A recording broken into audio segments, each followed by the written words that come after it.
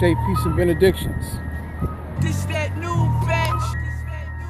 What happened to the statue? Tiger uppercut.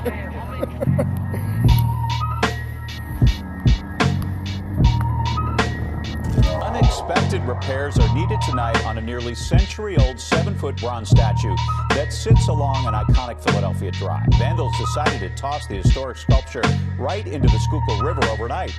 Why you stuffing your face with soul food that'll surely turn you into a soul? A whole bunch of onlookers were out here this afternoon. They were here for this, the old Viking explorer statue of Thorfinn, whose expeditions were recorded in the saga of Eric the Red. Wonder what the red is for. That statue was recovered from the water back over here around 5 o'clock tonight. You can see the path to where that statue was toppled. You can see some of the marks over there. The mystery tonight continues. This cracker right here was supposed to have started the wave of parasitic. I ain't even gonna go there. Seems kind of mean. Like, I don't know what the motivation would have been for this. They got all this footage of the statue being pulled out of the water, and the statue was not only pushed in the water, but it was decapitated. Confusion mixed in with rumors and theories as to why an old Viking statue was knocked down overnight along Kelly Drive. This happened the week that the Eagles was playing who? The Vikings. Eagles-Vikings game. Thorfinn, right, was a Viking, a 6 king, Roman numeral V, Roman numeral I, that makes 6. And Claire Cornish came out to see it be recovered from the Schuylkill River. My freshman year, they used to spray paint it a lot. Investigators are now searching for surveillance video and the vandals who toppled the 7-foot bronze statue near Boathouse Row. That big story tells of his arrival on North America's shore early in the 11th century. Divers headed into the river this afternoon to recover the figure of Thorfinn. I was the first, never a statue. There's always people, unfortunately.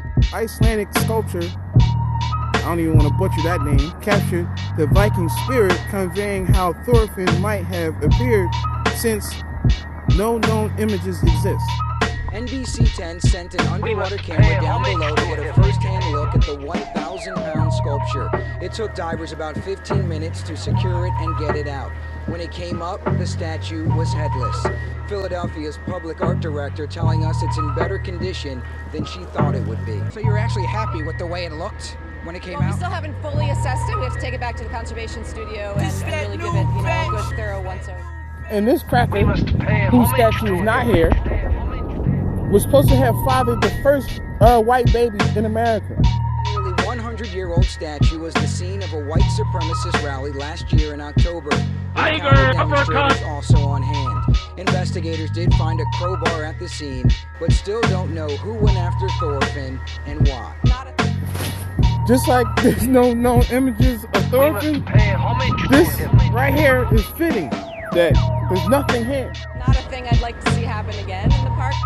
She says she doesn't know exactly how much damage was done, but she's certain taxpayers will get it. I say peace and benedictions. Peace, family.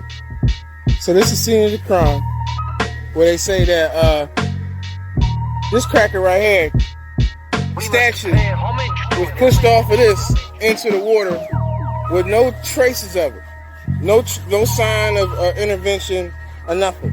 So they're saying something or someone or a group of something or someone pushed that statue, this 7'4", keep the symbolism, 7 foot 4 inches tattoo statue into the water and knocking the head, successfully decapitating the statue of the Viking Thorfinn Karlsefni. I don't know if I might have butchered that name, whatever, but he's a Viking explorer. One thing about the Vikings is that, a lot of people, we call them the Vikings, but it's actually the 6 kings. You know what I mean? The Roman numeral 6 kings. And what was ironic about that was that this happened the same week that the Eagles were playing the 6 kings. Tiger uppercut. Symbolism. Very interesting. Even when you think about the fact that they say that the head was decapitated, that's another symbolic thing that that you see out in the world.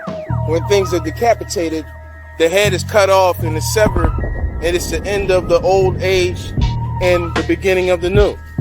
Just like with the ISIS beheadings. They weren't actually ISIS beheadings.